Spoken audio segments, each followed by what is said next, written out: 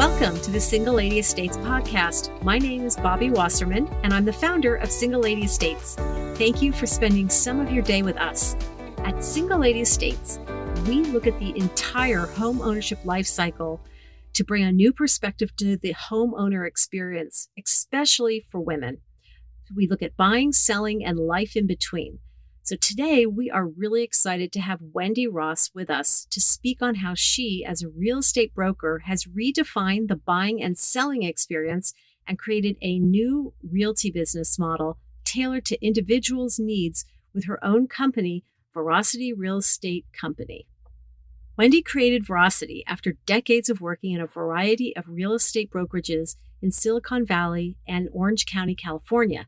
She has focused on investment and high-end properties throughout her career, yet, and this is what really caught my attention, she created her own company to serve people at all price levels within high-cost luxury markets. She also developed a more data-driven advisory for real estate investors, whom she also serves throughout the world. Last year, Wendy was a Resilience Award finalist for the National Women of Influence Awards. We are really happy to have you here, Wendy. Welcome. Thank you so much. It is a delight to be here. It thrills me to collaborate with other driven, intentional businesswomen. I really applaud women that have been in the trenches and discover a more humane way to serve their clients effectively. Can you give us an overview on your career path and what led you to start Veracity? You know, it's a long story, and humane is not a word that I would have thought to use to describe my business, but it's magic, Bobbie. I love it. Yes, I saw a more reasonable, practical, and respectful way to operate after many, many years witnessing things that I just never wanted to repeat myself. And it started back when I was entering college. My best friend got me a job interview at a Century 21 office in Santa Clara, which is in the heart of Silicon Valley, which is where I grew up. And it was the most entry-level position possible. I updated the MLS, which back then was a physical book. I'd call people and see if listings were still open. I photocopied the thermal paper faxes for agents so the ink wouldn't disappear. And soon I began assembling the documents necessary to open escrow when a sale had been consummated. So I learned really fundamental things back then, sort of an old school way. And apparently what I did there, I did well enough because the escrow company that I kept taking these new files to hired me to liaise with all their other big mortgage and real estate accounts because they loved how efficiently things were suddenly operating. So they hired me, I liaised with all of their big accounts, and I must have done a good job there as well because then I got recruited by a big wholesale lending bank. And that bank asked me to do the very same thing to liaise with their key mortgage broker accounts. So you can kind of see how this took me from very foundational experience to learning deep insights about how this whole process works, truly from the ground up. Oh, excellent. You've worked in two well-known, really storied markets in California, Silicon Valley and Orange County. Could you compare and contrast each market? That is such an enormous question. And first, I need to qualify this by saying I haven't been working in the Silicon Valley market for a couple of decades now. So probably things have changed in my absence in terms of business culture. But I do have friends and family up there, and I do get up there fairly often. So I have a sense of what continues to occur. And I'd say the biggest number one difference is the clients themselves. The vast majority of people up north work in technology or, in some way related to technology. So that type of client doesn't usually take fluffy, non-specific answers to their questions very well, nor do they tolerate illiteracy or ignorance of cultural niceties. So for example, you'd better receive a business card from an Asian client using two hands and spend a moment looking at it. And if not, you're going to offend them. So that type of nuance really matters up there. Down in Orange County, I'd have to say that is less of an issue. Up north, spitballing an opinion about the state of the market without having done your homework is also going to be the kiss of death. So these are people who digest and process copious amounts of data on the daily. So they'll know when you're guessing and it's not going to work. Most significantly in Silicon Valley, what you know is often more important than who you know. And again, in Orange County, it couldn't be more opposite. Down here, it really, truly is who you know. And what you know, sadly, oftentimes is kind of unimportant. So I'm a total outlier down here. I'm a nerd to the millionth degree. I study market data. I study local history, current politics, everything that my clients may want to know about making well-informed decisions here. And that's a big part of why my company is so very different. That's fascinating. I actually also grew up in the Silicon Valley. And one thing living in Southern California now that I noticed, just from a consumer perspective, is in Silicon Valley, public schools are really good. And in Southern California, and I'm clearly being very general, most people live in areas where either they want to go to a private school or charter schools. And I was kind of curious, what's the realtor perspective of that? And does that still hold? Oh my goodness, it totally does. And it's so nice to hear someone else say that because I don't want to sound like this Northern California snob, but my direct experience is exactly that. The public schools were better, although for a period I did go to private school up there. But down here, I have to navigate that issue as a real estate professional with a great deal of delicacy. We're blessed in that the Irvine Unified School District, which is a big part of the central part of the county, is very good. And the Newport Mesa School District is also really good mostly. So there are only about 40 to 50% of the markets where we have to talk about, frankly, are there going to be kids and what are the schools like? And if this is an investment, let's bear in mind that the quality of the schools does dictate your future income potential, those types of things. Interesting. Let's shift gears a little bit. Could you provide a snapshot of the luxury real estate market and whether it is impacting less expensive markets? And what are you seeing from international investors who want to buy in Southern California? Well, COVID certainly turned our market upside down. We've sold 4 times as many super luxury homes. And by that, I mean those priced at or above $5 million than ever, as in ever. So we would normally sell between 18 to 20 a month during peak summer months, and we're selling 65 to 75 a month. It's nuts. So Oh my God. yeah, there was a healthy mix of domestic and foreign investors in this price range. And I think it's because everybody was panicking and escaping COVID and going to the ocean. And since we're mostly a coastal county like Los Angeles County, where we hug the coast and we have 4 harbor communities, we got a lot of attention from all those people who went out and bought yachts to like literally ride out the COVID storm, right? So this buoying, if you will, this inflation of the median price, because when you sell exponentially more of the highest priced homes, it lifts the median price a little bit. And it created a bit of, I think, false sense that the middle markets were also rising, which promoted people to flock into that market as well. So the drama of the moment caused the reality to be so. So prices did end up escalating everywhere. And the super, super low interest rates, I think, made people who are now remotely working in LA, inland counties realize, hey, wait, I can buy a home at the beach. So we had a whole lot of focus on us that we didn't see was mirrored in LA, San Diego, or internal Riverside and San Bernardino counties. So we really did have the ocean was lifting all ships here, so to speak. And what I found interesting was that we had fewer international investors than we normally would in a typical market. And primarily, we had fewer Chinese investors. And I think it's because they just had a harder time physically getting out of the country to get here. And they had a much more difficult time getting their money out of the country. So we had more domestic investors at all price points here. My biggest investor over the years is this wonderful Australian woman you would love.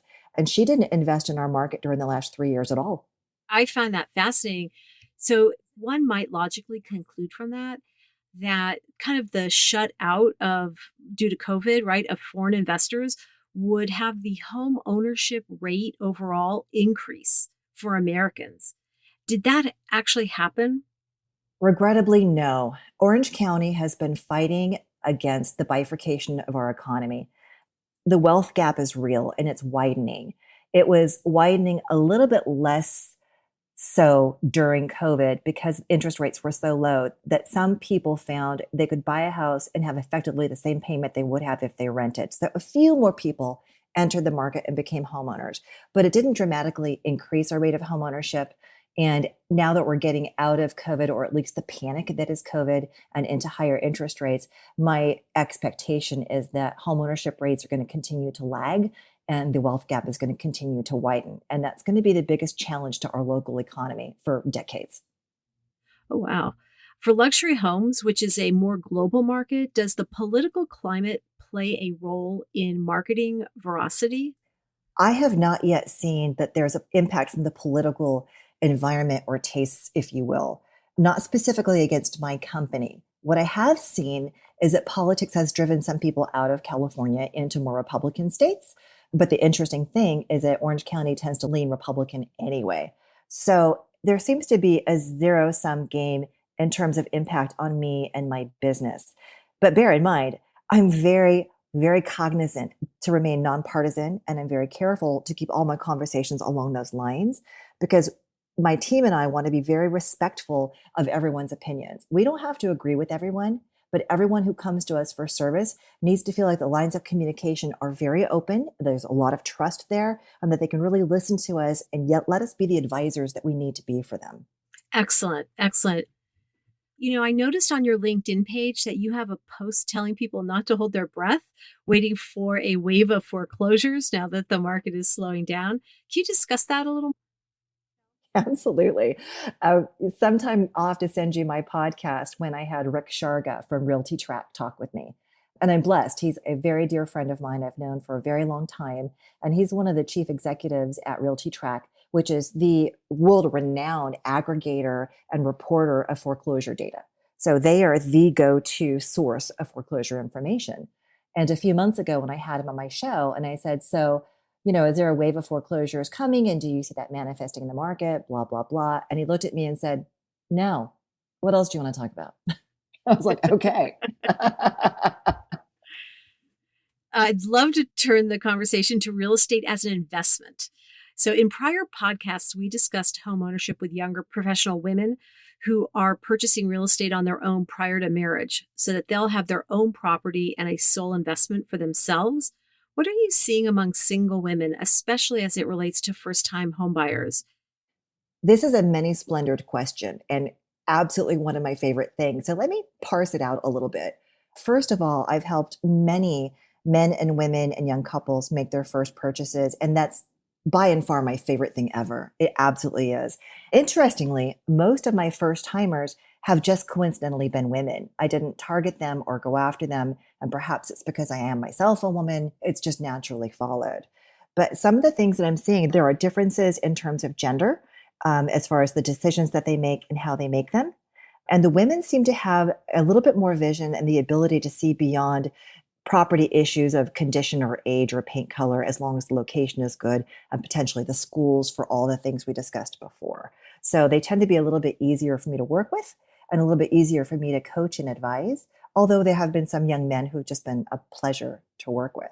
But in all cases across the board, I have to say that young people today are acutely aware that that SALT tax cap of $10,000, which is the state and local tax cap, meaning that on your federal income tax, you can only write off up to $10,000. And this includes state income tax that you've paid and your property taxes. And in high cost areas like this one, that really, really, really ties your hands if your first real estate investment is the home you're going to live in, because you can't write off nearly as much as you used to.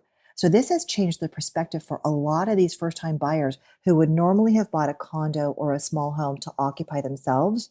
And a far larger percent of them are now saying, wait a minute, I'm going to buy my first property as a rental, because now that this is a rental property, I can form an LLC, I can make this a side hustle, and I can write off everything related to the ownership of this property, which allows them to save more of their money in terms of their regular income to better save to make the next purchase something they might live in. So it really turned things upside down. Oh, that's fascinating. That goes into like these short-term rentals like Airbnbs. I was kind of curious if you know that that's really what they're doing, is that they're buying these smaller condos and turning them into Airbnbs. I can neither confirm nor deny. Um, what I can tell you is this, something that I tell my first timers is, let's look at some markets that you might not have otherwise considered for purposes similar to what you're describing. And one of my favorite topics lately with these people is, let's look at Long Beach. Long Beach is one of those often blighted areas. People look down their nose at it. It's in between LA and Orange counties. It is in southern LA County, and it's also coastal. It tends to be far more affordable. You could get a 1 or a 2-bedroom condo in a downtown, very walkable, urbane area, still in the 300,000 to 400,000 range, which is unheard of anywhere else. But what people aren't talking about, and my clients are hearing from me, is that the 2028 Summer Olympics, which are in, quote, Los Angeles, end quote, half of the games are going to be in Long Beach. Long Beach is rebuilding its downtown core and building all of these wonderful professional athletic facilities for the Olympic Games. Who wouldn't want to buy a rental property there in advance of 2028? It's just a smart thing to do. Yeah. Oh, excellent. That's excellent advice, Wendy. So, for women who are looking to have a real estate investment portfolio, how do they get started? So, number one, absolutely learn the different aspects of a real estate transaction. We need to sit down and run through what are the costs to buy property? What are the costs to hold a property? How long do they intend to hold it and why? The importance of having a plan in advance for when to sell, if ever. So, for example, they need to know if they're buying a property and their goal is to build a portfolio of rentals, how they approach that and how we negotiate the terms and structure the purchase is different than if they're going to buy it and hold it for a few years and then resell it. Number two, they really need to know state laws impacting landlords. And I can't overstate, California is very tenant friendly. So if someone is going to buy an investment property and intending to be a landlord, they really need to understand what they're getting into. And different communities, such as Santa Monica, are going to have very different rent control issues than areas such as Long Beach. Number three, they absolutely must buy property they can afford, even if things get rough. So worst case, if it's going to be a rental, can they live there if things get weird? Or can they move in with family and keep that rental income coming?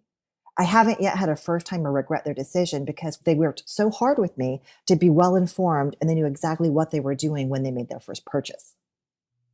Terrific. Those are really great tips.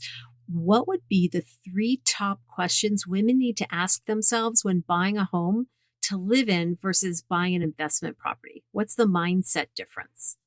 And I hate to stereotype, but I'm going to for a minute. Every young person, usually women that I help buy a property, first thing that we talk about is safety. You've got to be safe. You've got to be somewhere where your safety is not compromised. And usually people who are getting started are buying a property that's not in their ideal target neighborhood. Sometimes they're lucky and they're affluent, but most often they're not. So the first thing we take a look at is this safe? And if this community is one that's sort of borderline, is the particular property we're looking at potentially buying for you well lit? Is it in a community with a great neighborhood watch? Is it ideally down the street from a police station? That type of thing. So number one, look out for your safety. And number two, again, back to my last answer, is this something that if you buy it, you have an escape plan? Is this something that you can still pay the bills if something happens to your income for some reason? Or is this a property that is so desirable, it would be really easy to resell if you find yourself in trouble? So what's your plan B if you have to have a plan B? And the third piece of advice that I give everyone, man, woman, dog, child, I don't care, get yourself a trust. You have no business buying real property and not having a trust, period, end of story. Get a trust. And why would that be? Why would people need a trust? People don't understand that even if you have a will, if something happens, Lord forbid, and you die, you're still going to go into probate, even with a will. The state of California is going to take that property and they're going to start a probate, and your heirs or whomever your beneficiaries are going to have to deal with probate courts and paying attorneys and whatnot, whether or not you intended that. But if you leave the property in a well-written trust, you can avoid all of that. And who doesn't want to leave their loved ones, whatever they're going to leave them, without the heartache of having to go to court for 6 or 12 months? Yeah, that is a really, really good point. What are the key tips that you would give women who are looking to purchase a home to live in? Well, I tell everyone the same thing. If you're buying a home to live in it, do not ignore that you may have a change in life plans.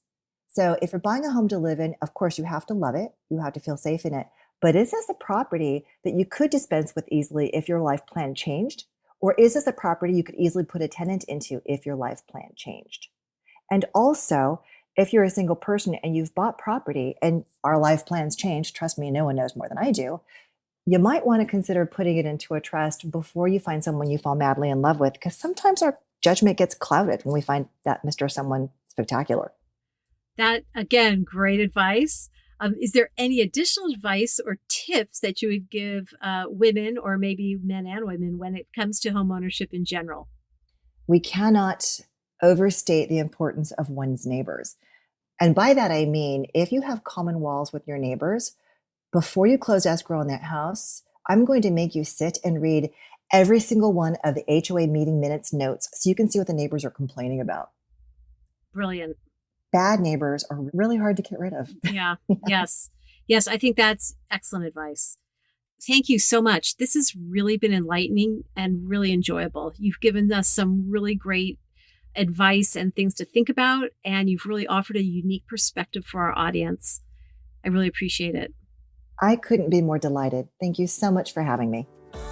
Wendy also hosts a weekly podcast called This Week with Wendy, so be sure to check that out. Her website is realveracity.com. So thank you all for listening to the Single Lady Estates podcast. We invite everyone to join the conversation by joining our community at singleLadyEstates.com. Connect and engage, and be sure to subscribe to our podcast.